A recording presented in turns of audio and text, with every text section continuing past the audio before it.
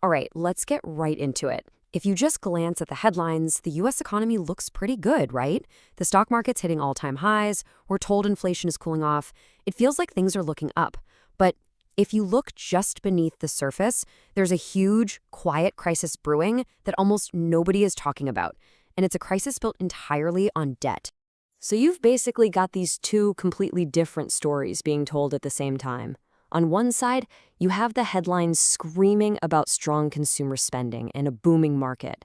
But on the other side, the actual data shows that Americans are quietly drowning in debt, more debt than ever before. That so-called growth that everyone's celebrating?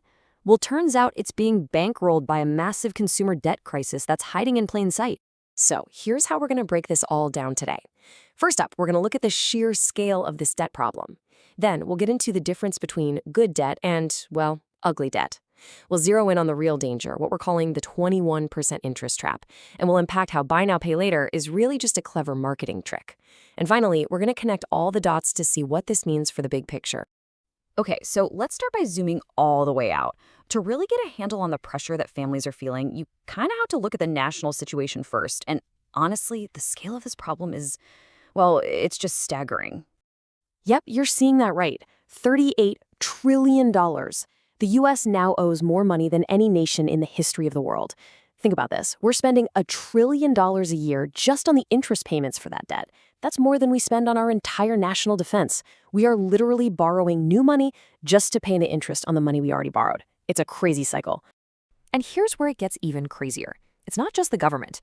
Total household debt, so that's your mortgages, your car loans, your credit cards, it has absolutely exploded by 60% in the last decade alone, hitting an all-time record of $18.6 trillion. So while the government is piling on debt from the top, the rest of us are drowning in it from the bottom up. So what does that actually feel like for a normal person? Well, it means the average American is now walking around with over $90,000 in personal debt. That is a massive, massive weight to carry, and it's getting heavier and heavier as interest rates keep climbing.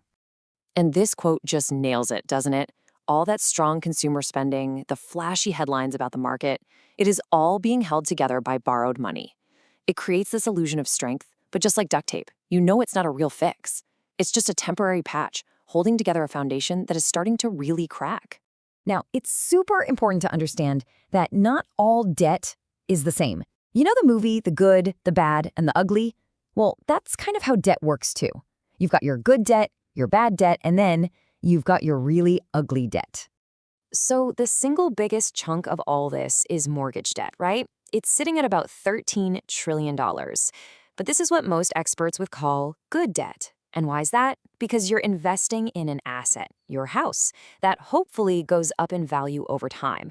So even though that number is gigantic, it's not the part of the debt pile that's really keeping economists up at night.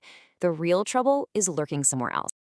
And that brings us to the ugly debt. This is the real problem child of the family. This is the kind of debt that doesn't build your wealth, it actively destroys it.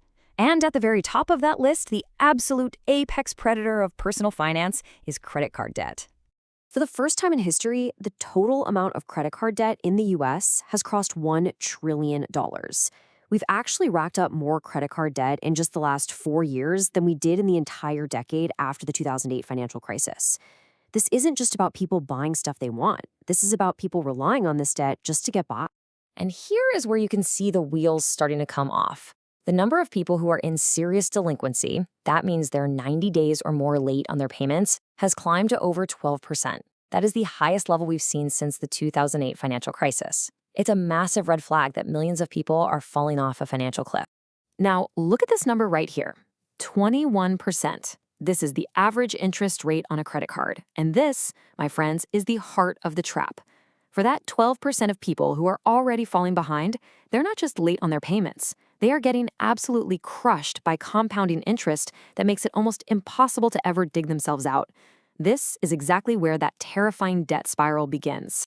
So just when it seemed like things couldn't get any more complicated, this new player comes onto the scene. Buy now, pay later. I'm sure you've seen the ads from companies like Affirm and Klarna. They promise these easy payments, financial freedom. But is it really something new? This quote says it all. Buy now, pay later isn't some revolutionary new invention. It's the exact same credit trap we've been talking about, It's just got a slicker app and much, much better marketing. It's really just a shiny new way to teach a whole generation to be comfortable with going into debt for even the smallest everyday purchases. And their playbook is actually pretty simple, but it is brutally effective.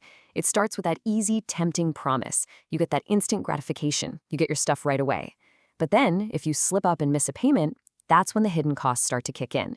People start trying to juggle a bunch of these plans at once, they lose track, and before you know it, they're stuck in the exact same debt spiral as someone with a maxed out credit card. And look, the data absolutely backs this up. A recent study found that a shocking 40% of people who use Buy Now, Pay Later end up regretting it once they see the true cost. And nearly a quarter of them have already missed a payment. And that number is climbing. It is the same old trop, it's just got a fresh coat of paint. So let's zoom out one last time and pull all these threads together. You've got record national debt, record household debt, and this new, slickly marketed form of credit that's dragging more and more people into that 21% interest trap. What does it all mean? When you start to look at the economy through this lens of debt, this is what you see. It doesn't look like a booming economy anymore. It looks like a very fragile system where everyone, the government, big companies, regular people, is just passing this debt around and around, hoping and praying they're not the one left holding it when the music finally stops. And this right here is the fundamental illusion of our whole economy. The headlines might be celebrating that people are still spending money, but the hard reality is that people aren't spending because they're well off. They're spending because they have to, and they're financing their everyday survival one credit card swipe and one installment plan at a time. And in the end, that's really what this whole quiet crisis is about. As a country, we've kind of stopped investing in our future, and instead, we've decided to finance our present with this unbelievable mountain of debt. It's not a loud, sudden crash. It's a slow, quiet crisis that's happening right now, right out in the open. And it leaves all of us with one very, very unsettling question.